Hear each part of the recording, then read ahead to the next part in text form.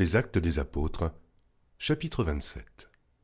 Lorsqu'il fut décidé que nous nous embarquerions pour l'Italie, on remit Paul et quelques autres prisonniers à un centenier de la cohorte Auguste, nommé Julius. Nous montâmes sur un navire d'Adramite qui devait côtoyer l'Asie, et nous partîmes, ayant avec nous Aristarque, macédonien de Thessalonique. Le jour suivant, nous abordâmes à Sidon, et Julius, qui traitait Paul avec bienveillance, lui permit d'aller chez ses amis et de recevoir leurs soins. Partis de là, nous longeâmes l'île de Chypre, parce que les vents étaient contraires. Après avoir traversé la mer qui baigne la Cilicie et la Pamphylie, nous arrivâmes à Myra, en Lycie. Et là, le centenier ayant trouvé un navire d'Alexandrie qui allait en Italie, nous y fit monter. Pendant plusieurs jours, nous naviguâmes lentement, et ce ne fut pas sans difficulté que nous atteignîmes la hauteur de Snide, où le vent ne nous permit pas d'aborder. Nous passâmes au-dessous de l'île de Crète, du côté de Salmone. Nous la côtoyâmes avec peine, et nous arrivâmes à un lieu nommé Beauport, près duquel était la ville de Lasée. Un temps assez long s'était écoulé, et la navigation devenait dangereuse, car l'époque, même du jeûne, était déjà passée.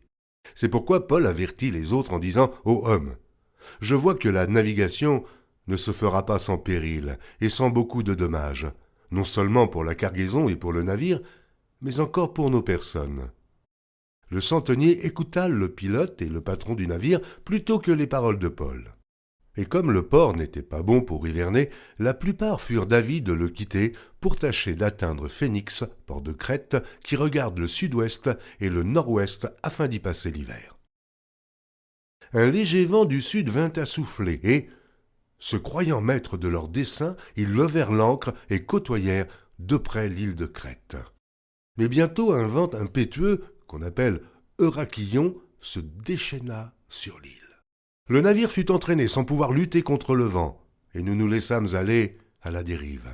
Nous passâmes au-dessous d'une petite île nommée Clauda, et nous eûmes de la peine à nous rendre maîtres de la chaloupe. Après l'avoir hissée, on se servit des moyens de secours pour ceindre le navire et, dans la crainte de tomber sur la Syrte, on abaissa les voiles. C'est ainsi qu'on se laissa emporter par le vent. Comme nous étions violemment battus par la tempête, le lendemain, on jeta la cargaison à la mer. Et le troisième jour, nous y lançâmes de nos propres mains les agrès du navire. Le soleil et les étoiles ne parurent pas pendant plusieurs jours, et la tempête était si forte que nous perdîmes enfin toute espérance de nous sauver. On n'avait pas mangé depuis longtemps. Alors Paul, se tenant au milieu d'eux, leur dit « Ô hommes, il fallait m'écouter, et ne pas partir de Crète, afin d'éviter ce péril et ce dommage. Maintenant je vous exhorte à prendre courage, car aucun de vous ne périra, et il n'y aura de perte que celle du navire. Un ange du Dieu à qui j'appartiens et que je sers m'est apparu cette nuit, et m'a dit « Paul, ne crains point. Il faut que tu comparaisses devant César, et voici, Dieu t'a donné tous ceux qui naviguent avec toi. C'est pourquoi, ô homme, rassurez-vous, car j'ai cette confiance en Dieu qu'il en sera comme il m'a été dit.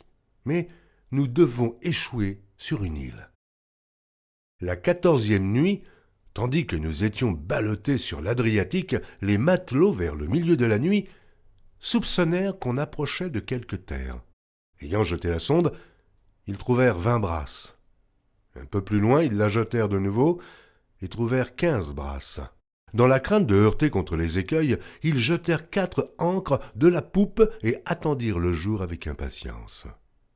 Mais, comme les matelots cherchaient à s'échapper du navire et mettaient la chaloupe à la mer sous prétexte de jeter les ancres de la proue, Paul dit aux centeniers et aux soldats « Si ces hommes ne restent pas dans le navire, vous ne pouvez être sauvés. » Alors les soldats coupèrent les cordes de la chaloupe et la laissèrent tomber.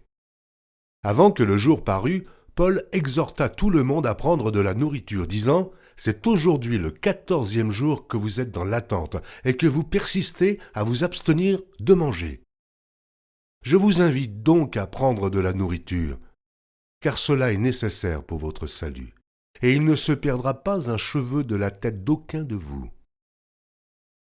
Ayant ainsi parlé, il prit du pain, et, après avoir rendu grâce à Dieu devant tous, il le rompit et se mit à manger.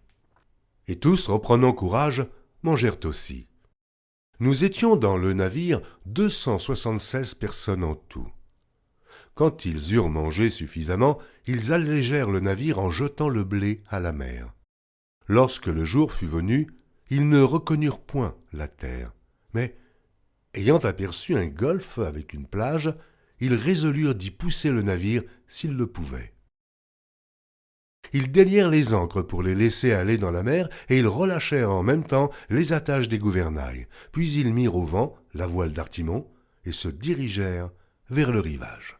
Mais ils rencontrèrent une langue de terre, où ils firent échouer le navire.